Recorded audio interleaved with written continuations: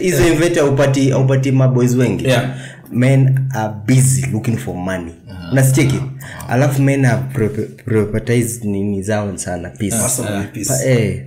Mwanaume anaangalia like, wacha nikupe example. Unajua hata wa ladies wenye unasema wanaenda vitu za bana boy whatever. Unajua mademo wengi huenda na so wakijua wameenda kutarget nini. Believe about that.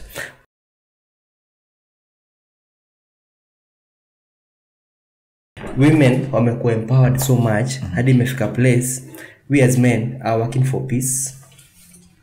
But I just don't like mwanaume ana feel like wacha nibaki job hadi saa 4 ama saa 5 looking for peace. Nipige gig 1 2 3 right now. Maybe kijana ushagoa kwa hapa because ana feel like sasa ingekuwa kwa nyumba kungekuwa na moto. So men ona feel like women have been empowered so much. Hadi mpata ile kiburi. Wamefika point kama wamefika point wamekuwa equal to men. So mwanaume na kama ni mimi nataka kuniambia direct. Sawa. Kama ni mimi nataka kuniambia directly bana. But you know tell this about a certain situation. Kuna kiburi fulani kwa mahali.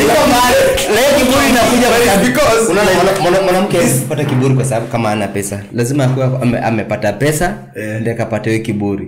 So